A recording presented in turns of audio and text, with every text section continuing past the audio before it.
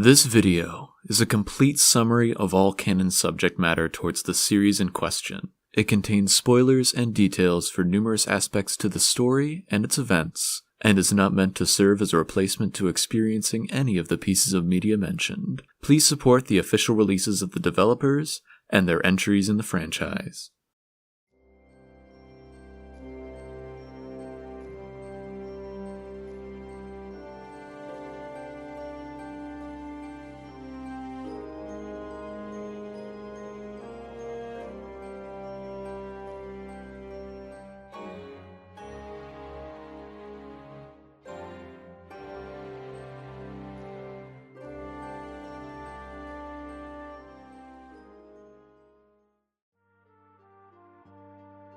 This episode will primarily cover what would be the next entry in the Ys canon, Ys 5, Lost Kefin, Kingdom of Sand.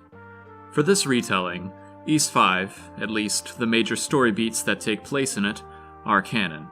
It fits well in the timeline, doesn't really contradict anything, and Nihon Falcom has only been referencing its locales and events more and more. As of this video's creation, this is the only portion of Ys's timeline to not be released outside of Japan. Neither the original Super Famicom release or the remake from Taito for the PS2 have had an official non-Japanese release. However, the folks over at Aeon Genesis have created a fan translation for the Super Famicom version of Ys 5. Obviously, I can't endorse piracy on this channel, though at the moment, the only way to play Ys 5 in English is via the Aeon Genesis translation with a Japanese copy of the game. I personally have played the translation and can recommend its quality and consistency. Footage within this video will consist mostly of scenes from the translated SFC version along with key art. I'm going to be mostly disregarding the PS2 remake as Falcom wasn't its direct developer, though some of the scenes that are exact retellings from the game will be included just for the graphical facelift. Additionally, all characters' names will be used from the English fan translation. It only adds to what does exist in the very few pieces of Ys 5 material that has made it stateside, with a couple exceptions. If either of the existing versions are released in English, or the rumored Ys 5 remake is made, please support their official releases.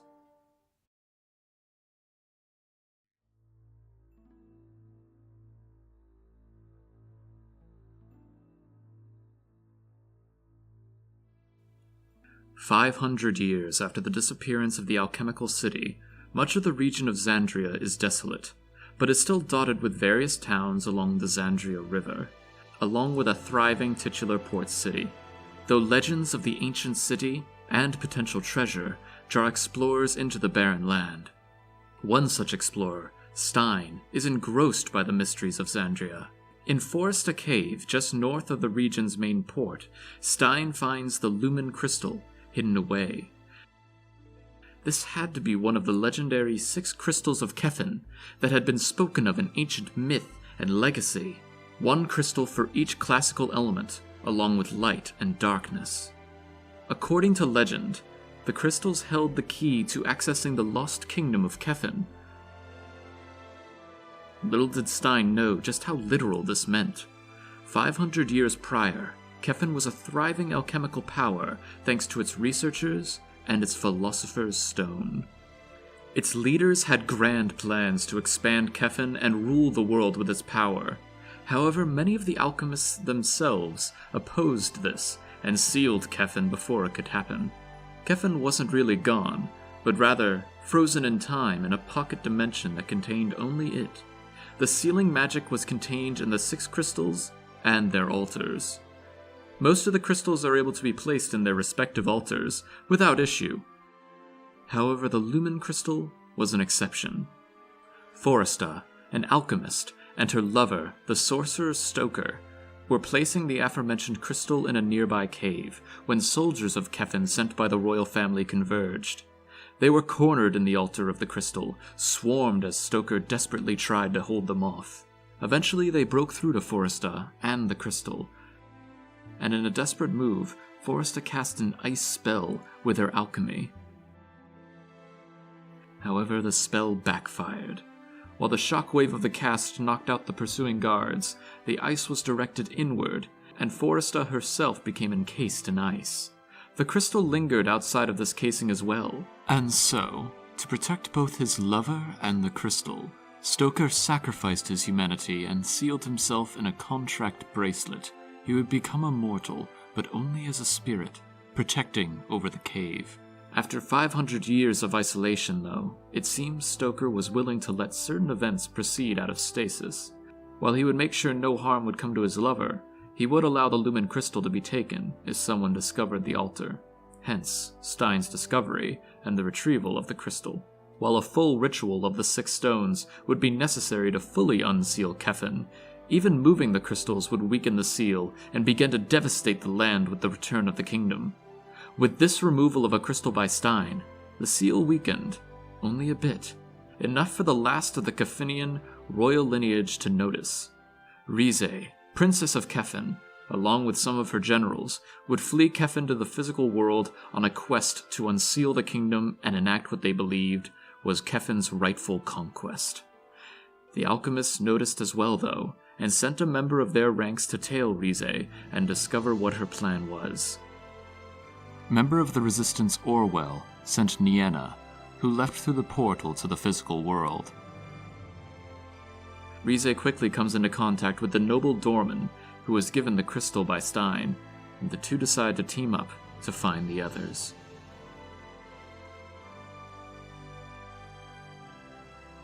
Not long later, Stein is investigating a temple in the ruins of Kefin where he and his team come across a young girl collapsed in the desert. She's lost all memory besides her name, Nienna, and no one in the region knows her. Stein takes the girl back to the port town of Xandria and adopts her. He raises her for the next 2 years. Stein prepares to take a quick expedition to the Foresta Cave to the north, not too far, but he says farewell to Nienna nonetheless. Unfortunately, it would be the last Nienna would see of her adopted father.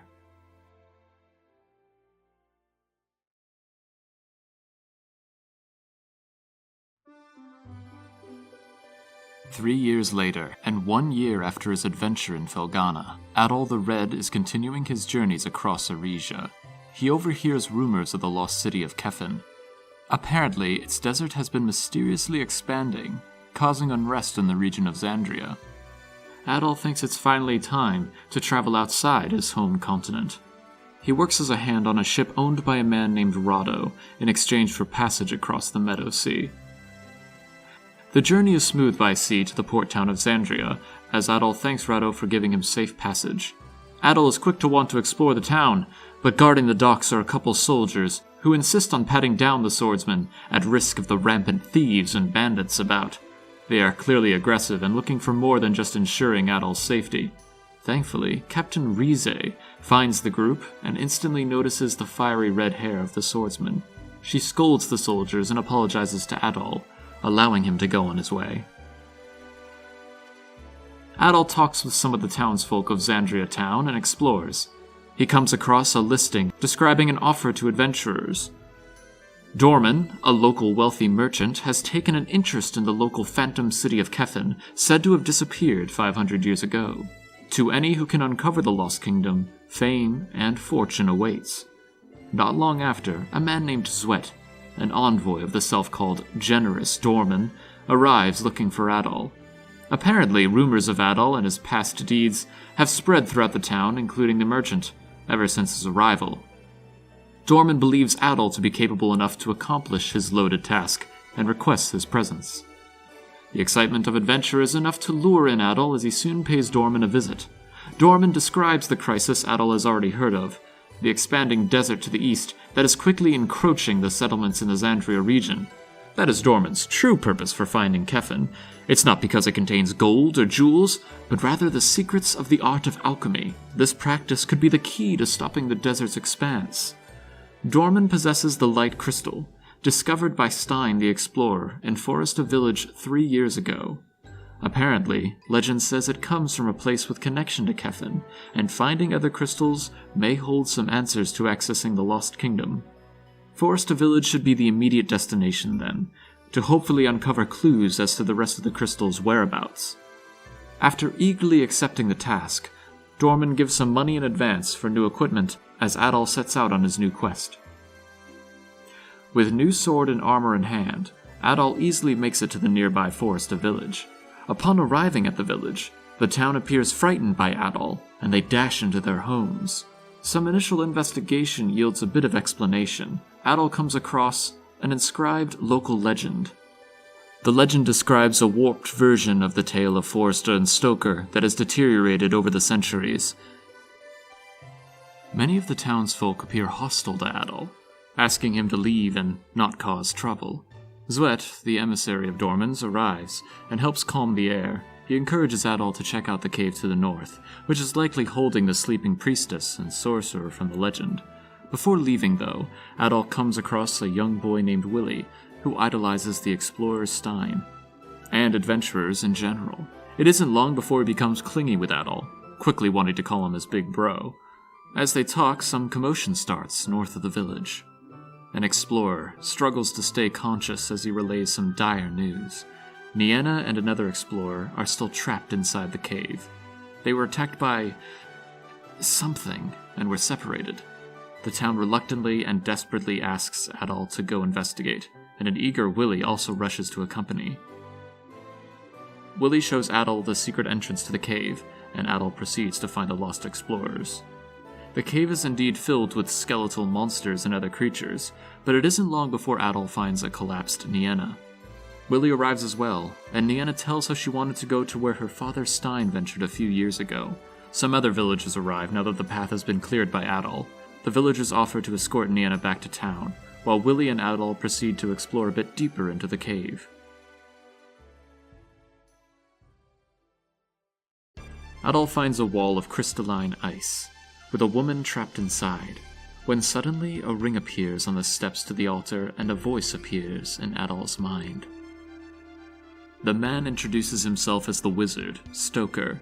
He says he left his humanity behind long ago and imprisoned himself in the bracelet. He suggests Adol to take the bracelet as he does not need it anymore.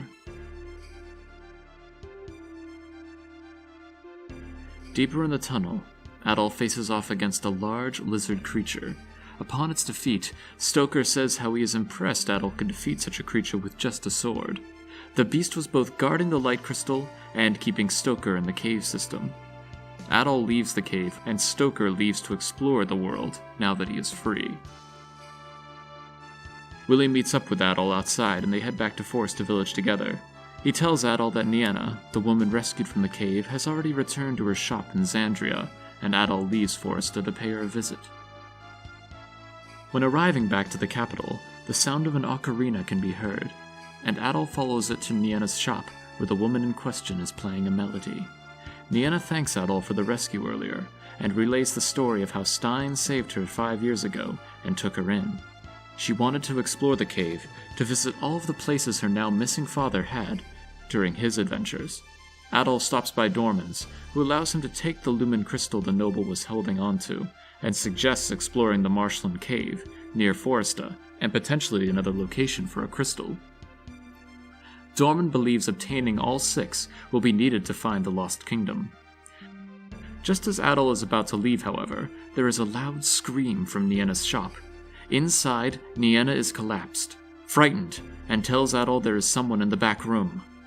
There, a large knight named Carrion stands, and recognizes Adol. He warns him to stay out of Kefin's business, and vanishes. Nienna comes in and notices that the only thing Carrion took was her father's medallion. Nienna is distraught, but physically unharmed, and encourages Adol to continue his quest. Willie arrives and decides to keep an eye on Nienna in Adol's absence. While heading to the Marshland Cave, Adol sees Stoker head towards an isolated cabin. While he loses track of the sorcerer, he meets another spellcaster named Messiah. They introduce themselves, and Messiah tells Adol that, as an adventurer, he should be careful of the quest to find Kefin. It's taken many a greedy explorer's life.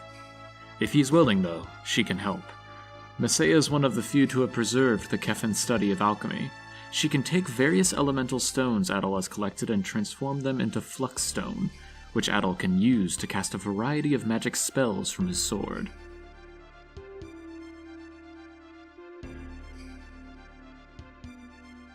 After stocking up on his new arsenal, Adol continues onward to a fortress in the swamp, where he witnesses a couple of thugs attempting to steal from a young girl. Apparently, the girl owes them money. Adol offers to pay for her, but he doesn't have enough himself. It looks like Adol will have to work off the debt by being entertainment. He is placed into an arena where he must face off against a desert wolf. Adol takes down the beast without too much hardship. The girl seems impressed, and very much free. The girl's name is Terra. She and her brothers Dio and Nautis make up the Eber gang, led by their mother. They had set up this ruse in order to score the loot off a defeated adventurer's corpse, but that won't be so easy on Adol. The thieves bid farewell, and warn Adol that the soft-hearted types like him won't last out here. Nearby, Adol comes across the woodcutter village in the swamp. He meets up with Rod, leader of the woodcutters, who tells of the vicious monsters infesting the forest. Adol is about to leave and explore the forest himself when a traveler arrives by the name of Halta. Halta insists on going deeper into the forest to deliver medicine to a sick girl in the Marshland Inn. It is far too dangerous at the moment in the Northwood, though, and thus Rod offers to take the medicine himself. Rod insists on going alone as well, to ensure that no one gets hurt. After some time, though, the woodcutters get worried, and Adol decides to check the Northwood regardless of the warnings. He indeed finds Rod, who concedes the journey was too hard for his abilities. He should be safer now, but cannot proceed, and Adol offers to take the medicine to the inn. Through the woods, into a swamp, with various switches and levels manipulating the boardwalk, Adol finds the inn. Nesca the innkeeper graciously accepts the medicine for his daughter, Faye. He informs Adol that the water crystal is in a cave to the north, but the entrance is sealed. After a while, Faye recovers and tells Adol of a dream she had from the water spirit, telling him of a specific order to press sealing blocks around the door to open the passage. This helps Adol venture into the cave, getting access to the lair of the water crystal. Adol navigates the dank caves before fighting a camouflaging water beast that guards the water crystal. A tough battle, but upon finding victory, the water spirit of these lands, Neda, reveals herself. She cautions Adol that the place he seeks, Kefin, has a secret power that has the potential to bring great destruction, and he should be careful when he faces it. Before Adol can take the water crystal, however, the Eber gang arrives and steals the crystal. They dart off with their score, but not before hinting at their next destination, the Zebe ruins. Before reporting to Dorman, Adol wants to see if he can maybe get the water crystal back, as well as another in the aforementioned ruins. He explores further up the Xandria River and visits the nearby town of Ramzan. When entering, Adol meets a woman who scams him for some fairly obvious intel, 300 gold for the confirmation that the Ignis crystal is indeed in the Zebe ruins, but the Eber gang might beat him to it if they don't hurry. The woman is actually Alga, mother and leader of the Eber gang. They plan to let Adol find the Ignis crystal, and then swipe it from him like last time. Talk of the Zebe ruins is aplenty in this town, but one person in specific is eager to ask Adol a favor. Misara can help him access the ruins, but she asks Adol to find her father in the ruins who went missing a few days ago. Adol accepts, and she gives him a key to get past the floodgate waterways in the ruins. After charging through plenty of the ruins' traps, Adol discovers Misara's father, Garam. Garam says he can't go home yet. He has a duty to fulfill, likely involving the Ignis crystal. So Adol continues his search for the relic. This leads to a duel with a flame serpent that offers up the fire crystal upon its defeat. Garam arrives and congratulates Adol, telling him to take the crystal with him on his journey. Apparently, it has been a duty passed by Garam's lineage to give the crystal to the traveler with hair of flame, and this man can only be what his family was waiting for. Rize and Dorman are in Ramzan discussing. Tensions are high and their alliance seems to be straining. Rize is questioning Adol's handling of the crystals, as well as the movement of this cargo to Xandria. Adol escorts Garam back to Ramzan, who relays the long-repeated legend of a red-haired man who arrives to Xandria, collects all of the crystals, and brings about great disaster. Adol can't be afraid of a legend. If nothing is done, the desert will swallow Xandria. Before leaving, Misara gives Adol a note that Stein the Explorer left during his journeys, telling that he hopes to find the Terra Crystal up north. Time for Adol to follow the explorer's footsteps. While he's in the city, Dorman confronts Adol and relays him the same lead about the Terra Crystal. Also, don't worry about the Water Crystal. The Eber gang will be caught soon enough. Adol makes his way up the Ramzan waterfall, and through its corresponding rapids and jungle. There he has a run-in with Stoker, who says that the Terra Crystal has been moved from its resting place in these caves to the cabin of a man named Saravat, likely as a test for adventurers seeking the jewel. It isn't long before he finds the wise man. He already knows quite a lot about Adol, who he is, and his mission from Dorman. Saravat says that if he can defeat the beast over yonder, the crystal is his. The next morning, after a night's rest, Stoker waits for Adol, who informs him that Saravat was his master as well, long ago. In the jungle beyond Saravat's hut, Adol must defeat the earth demon Azort to claim the Terra Earth Crystal. Adol now has 3 of the 6 crystals of Kefin. Saravat tells that the removal of any of the crystals, the first being the lumen, caused the seal to weaken on Kefin, and its dark essence has been growing, causing the desert to expand. At this point, returning the crystals will not stop Kefin. Instead, the secret to stopping this catastrophe likely lies in Kefin itself. The key to reaching the city being to obtain all 6 of the crystals. 2 are possessed by Dorman, 3 by Adol. It's up to Adol to make some negotiations. For now, it's time to make the return trip to Xandria, with the fastest means of travel being by raft down the Xandrian River. Before bidding farewell, Saravat advises Adol to stay away from Stoker. He will bring only grief to the swordsman. The raft ride was smooth at first, but before long a vicious storm knocks Adol off his craft. He arrives awash at the docks by the town of Felte. Fortunately, before long, a young girl named Effie finds Adol and takes him into town. Effie lives with her father Mujaba, who is out investigating the desert at the moment. Adol is welcome to rest as long as he wants, but unfortunately Felte doesn't have much to offer him at the moment. Adol can't sit still for long though, and after purchasing a desert cloak, he heads into the sands to try to speak to Effie's father Mujaba. He finds the man cowering before a fire creature. Adol saves the man and they head back to Effie's house in town. Adol wants to continue to explore the desert, and as thanks for rescuing him, Mujaba lets Adol have a Surge Eye, an item that will show Adol the maze of sandstorms in the desert. Mujaba tells Adol that Nox, the Dark Crystal, is hidden within an oasis in the desert. He should be careful on his quest, and wishes him luck. Adol makes his way through the desert and into the oasis. There he finds some mysterious ruins that likely hold more than they appear. Various iconography and text reveal these to be ruins of Kefin. The long descent through these ruins ends with a face-off against a dark demon, which upon defeat reveals the entrance to the Dark Crystal where Adol obtains Nox. Upon arriving back in Felte, Mujaba congratulates Adol and gives him a key to some tunnels west of town. They lead to the forest near Xandria. Be careful though.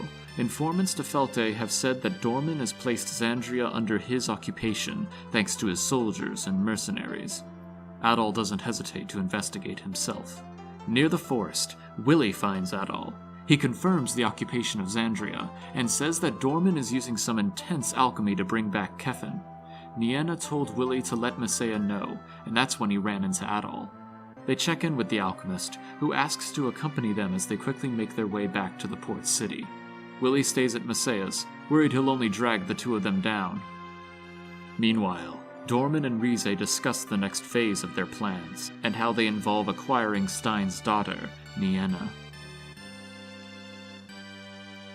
By the time Adol and Messiah have arrived, Nienna is gone from her store, but there's a note. It's from Dorman. He's severing any remaining ties between him and Adol, and has taken Nienna hostage. Give him the remaining crystals and she will be released unharmed. Adol doesn't want to simply play Dorman's game. He wonders if there's another way. Making his way through the occupied streets, Adol sneaks through the sewers under Xandria, eventually making his way to some underground prison cells. Here's where Dorman has been keeping the Eber gang after catching them and taking their crystal. Adol finds them just in time to see them forcing their way out of their cell through some good old-fashioned wall crushing. Adol makes his way into Dorman's mansion where he finds the Lord, along with Rize and Nienna. Luring him here was exactly what Dorman wanted, as this has allowed Rize and her subordinates to imprison the swordsman in a magical force field. He is knocked out, taken prisoner, and has all his crystals taken from him. The Eber gang is attempting to stop Dorman by heading to his isolated island just off the coast. Messiah joins them in an attempt to rescue Adol. On Dorman's island, he plans to conduct the ceremony using all 6 of Kefin's crystals. Apparently, this was the Wind Crystal Ventus's original location, and Dorman built this facility on top of it. He aligns them all on proper pedestals. Suddenly, Messiah runs in, begging Dorman to stop. Bringing back Kefin will cause catastrophe unprecedented. But it's too late for persuasion. Dorman needs the power of alchemy from the Phantom City. Messiah is restrained, and the ceremony begins. But something starts going wrong. The water crystal can't handle the energy and destabilizes. The Eber gang arrive, and reveal that the crystal they handed over to Dorman was a fake. In his rage, Dorman summons the strength of his own alchemy to transform himself into a monstrous demon. Everyone but Adol seeks shelter, so he can handle this beast. Adol destroys the Mad Lord, as the sanctuary lies in tatters. Olga of the Eber gang and Adol are confronted by Rize, who sees this opportunity to take the 5 real crystals. Dorman's purpose has already been fulfilled. Rize demands the true water crystal from Olga, as Nienna is still a hostage being threatened. She complies, and finally, the true ceremony begins.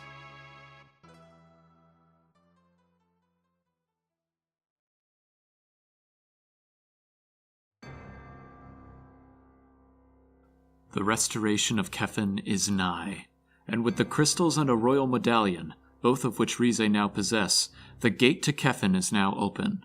They take Nienna with them as they pass through the gate. The Eber gang, Messiah, and Adol resolve to head to Kefin to save Nienna and stop Rize. But how? The crystals have caused gates to reveal themselves, but you still need a royal medallion to open them. Fortunately, Messiah has a medallion that's been passed down for generations, straight from the alchemists of Kefin. Another gate is believed to exist in the Kefin ruins, out in the desert where Nox was. The destination is clear. They all regroup in the town of Felte. Not without some bonding between Adol and Terra of the Eber gang on their fleeing of the island.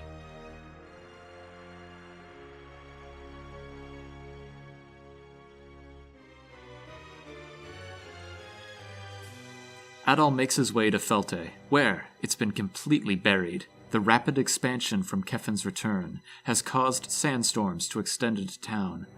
Most buildings are completely underground. Messiah says this fate awaits all of the Xandria region. No, maybe the whole world if the Phantom City returns. Fortunately, most are safe in the town's inn. Adol proceeds to the oasis in the desert, where everyone is waiting to make their trip to Kefin, 500 years in the past. They arrive in Kefin, the lost city, back in its prime. The gorgeous city distracts the Eber gang as they are enticed by the treasure that likely awaits as they break off to loot the surroundings. Messiah and Adol stay focused, though, to rescue Nienna and stop Rize. Adol makes his way to the central city of the kingdom. Security is tight around Rize's castle, though. He'll have to look for a different way in. Near the entrance to the castle, Adol witnesses a bit of a scene outside an area called the Judgment Hall. A mysterious bell begins to toll, and it causes the nearby citizens to enter a trance and wander into the hall. Before Adol himself is lulled into the trance, he is stopped by Jean, a member of the Partisans, a local resistance force. He tells Adol of the lamp-like altar in the hall, which judges the soul of those who wander in, whisking away to an uncertain fate those who have been judged unfavorably. This all started with the arrival of the alchemist Jabir. Jean knows where Adol comes from and offers to take him to their base. There they learn that Nienna has been taken to the South Tower, likely to be offered to the Judgment Hall later. she is originally from Kefin, and went to what they call the physical realm on an errand for Professor Orwell, ally of the Partisans. Orwell is tied up at the moment, and with time of the essence, Adol offers to go to the South Tower himself.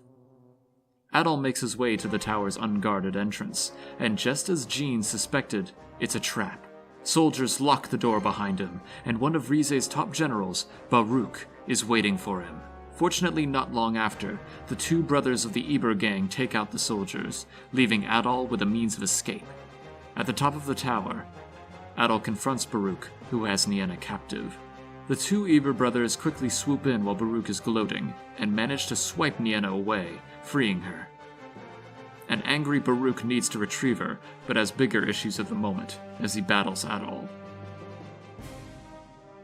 Adol takes care of the mage easily enough, with Baruch cursing the swordsman before his demise. Chase, another partisan, meets Adol outside of the tower and offers to take him to Professor Orwell. At Orwell's, Messiah and Jean meet up as well. Orwell has a plan to stop the stone's effects on the physical world. However, they'll need the partisans' leader, who has been missing for some time. After a trip to map out the castle, Adol offers to go investigate.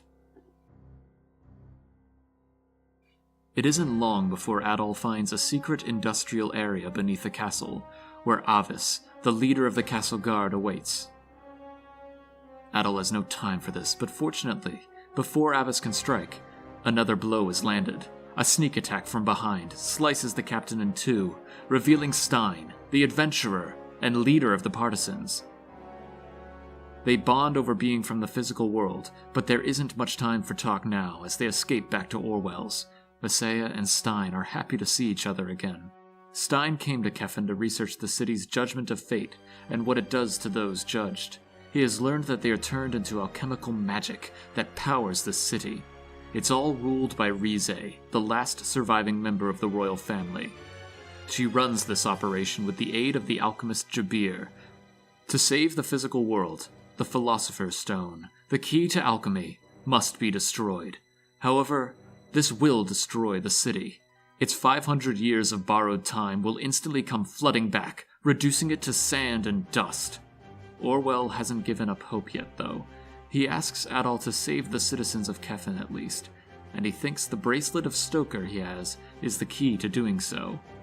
They need to find when the next Judgment Day is, and Stein needs access to the center castle. To gain access, switches in all corners of Kefin must be activated, and Adol is up to the task. Even though these switches are heavily guarded, Adol is able to open the center gate. While Adol was gone, however, Stein had been captured. As he waits in his cell, he can hear a distant ocarina play. In another cell, Nienna, along with a recently captured Eber gang, are held. Nienna feels deep regret for what has happened, but it isn't long before she collapses, with an immense migraine. These migraines cause Nienna's memory to remain hazy, and has to remind herself of what's happening. Though through this she is able to recall how she originated from Kefin, and that she was the daughter of two alchemists who were sacrificed for the Philosopher's Stone, and then how she ended up with Stein on her quest to the physical world.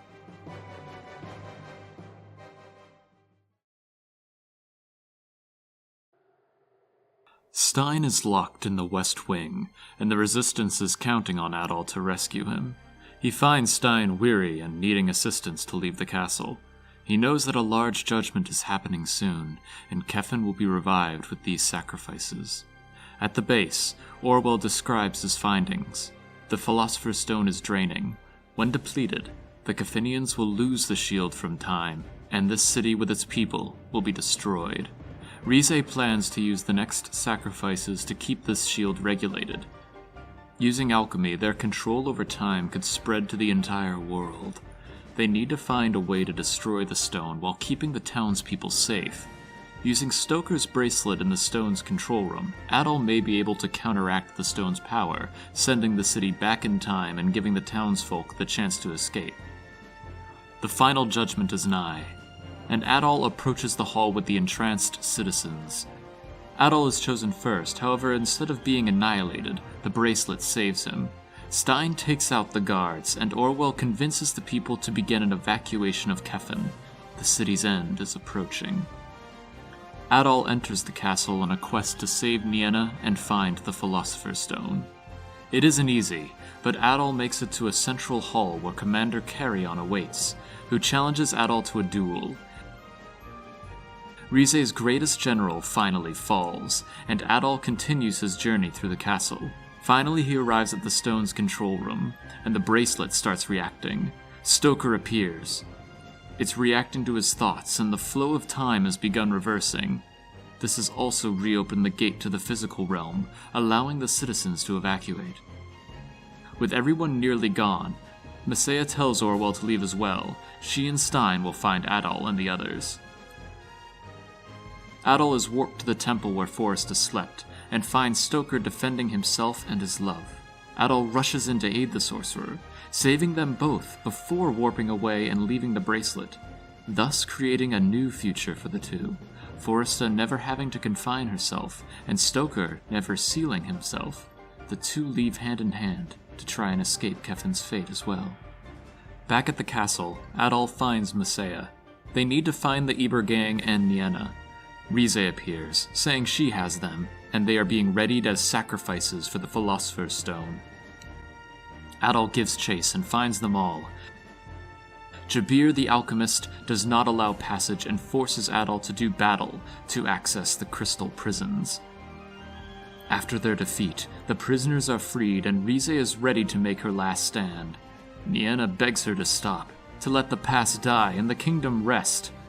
Rize is in denial over the uncontrollable alchemical power of the city, but the power of the Philosopher's Stone has the ability to destroy all of creation. It was sealed for a reason. The Kefinians may leave and keep the stone sealed, or they can just destroy it. Rize will not allow anyone but the royal family to use the Philosopher's Stone. However, as they discuss, Jabir is still alive, and decides to combine with the stone to snuff out Adol once and for all in a final bout. Adol needs to use all of his strength to combat the mad wizard, but is able to take him down.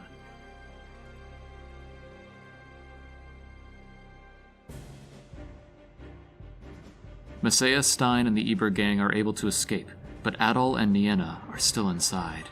While Adol was fighting Jabir, Nienna has sacrificed herself to keep the stone in check long enough for everyone to escape. Olga of the Eber gang convinces everyone to seize the opportunity and make a break for the portal.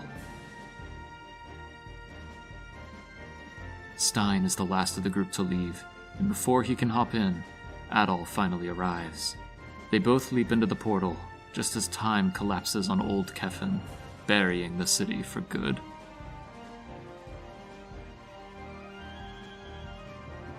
In the end, Rize is left trapped in her kingdom, paying the ultimate price for her foolish loyalty. Our heroes arrive back in the Oasis. As the portal closes, sealing away the Lost Kingdom forever, the land of Xandria and the rest of the world are saved from the desert's rapid spread. The group tell their friends that they and their land are safe as the Kefinian refugees arrive to their new home. Adol checks in with Willie.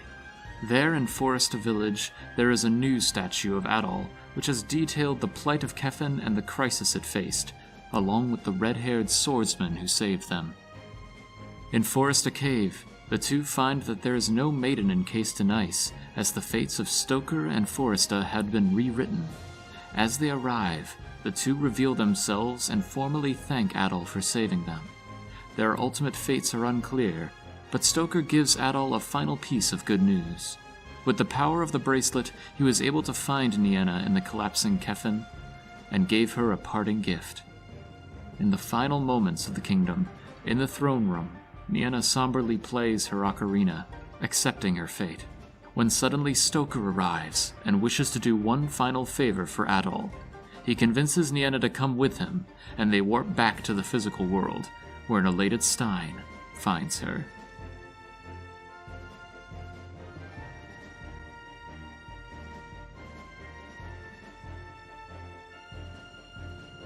After a few days' rest, Adol is ready to set off on his next adventure, but not before giving his goodbyes to Nienna, Willie, Stein, and Tara of the Eber gang.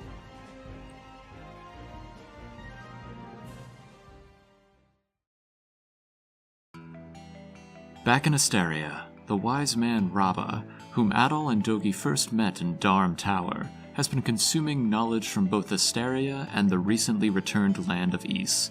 After a couple years of study and reading some ancient records, Rabba finds himself learning of the vortex of Canaan, deep within the Atlas Ocean, that is said to hold secrets and mysteries related to the land that the goddesses hailed from.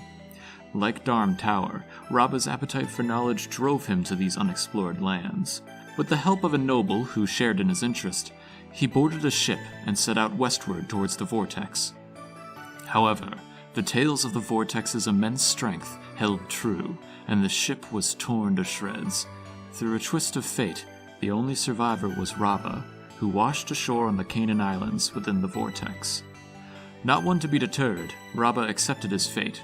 While the one-way nature of the trip was unexpected, he got what he wanted: access to unexplored ruins and lands.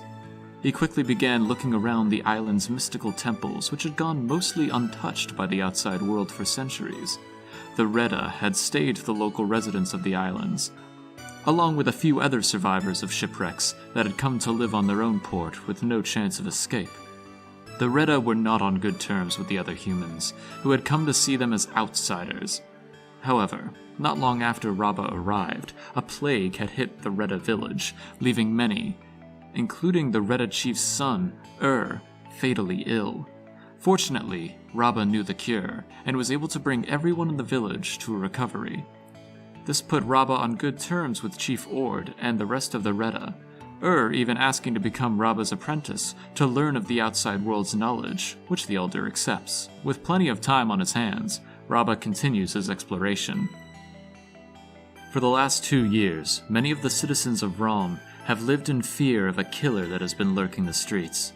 The Nameless Ripper, a serial killer who has gained notoriety for the cruelness with which they toy with their victims before killing. The only other details known are his use of a bladed instrument in killing, and he signs his notes with the alias Nemo. The military police of Rom have been scrambling for leads and tips that could bring about the capture of the Ripper. Meanwhile, Rom was experiencing more troubles in the northwest. Following the Erdlingen War and the annexation of Glia to Rom, a resistance organization starts to form. The Bells of Freedom are led by a former merchant of Balduc, Margot Reyes. They conspired a revolution against the Roman empires, but unfortunately, it fails. Margot is incarcerated in Balduc prison for her revolt. The current Governor-General of Balduc, Cardinal Lindheim, does his best to calm the chaos in the city. Eventually, the Bells of Freedom, without their leader, become a terrorist organization that cause trouble on a smaller scale. Adol continues his exploration in Xandria for a bit longer, as he stays in contact with his friend Dogi. His wall-crushing friend thinks he's in a good spot to leave Felghana and resume his adventuring with Adol, and meets up with his companion in Xandria. After some time together, they agree to return to Xandria, as it's been about 4 years since their initial quest in the region. The fastest way of getting back to Eregia will be by passenger ship. Fortunately, they are not in short supply, and it won't be long before a ship known as the Lombardia will depart from Xandria. The Lombardia is the largest passenger liner that makes trips between the Afrocan and Eresian continent via the Meadow Sea. The current itinerary is a trip from Xandria to Sunion, in the land of Greek, via the Jade Sea. The two travelers are able to meet with the captain of the vessel, Barbaros, who agrees to offer free passage on the ship in exchange for working as crew. With meals included, seems like a good deal, and the two board. It's clear initially that the voyage won't take too long. Adol is making fast friends with plenty of the crewmates and other passengers already, when suddenly Captain Barbaros asks for his presence. Barbaros asks Adol about the Isle of Seiren, one of the Jade Sea's many treacherous islands. However, the captain informs Adol of this island's particularly fearsome reputation. So far, every ship that has approached the island has mysteriously sunk, no exceptions. Barbaros gives Adol a warning. The Lombardia will be heading to the surrounding waters of Seiren, but intends to keep everyone a safe distance from the isle. Because of the sure fact of sinking and the impossible nature of escape, no information about the island is known. Adol is definitely intrigued by the island and would like nothing more than to explore unseen land, but Barbaros insists on safety being the priority, though if it comes within sight of the ship, the captain will let Adol know.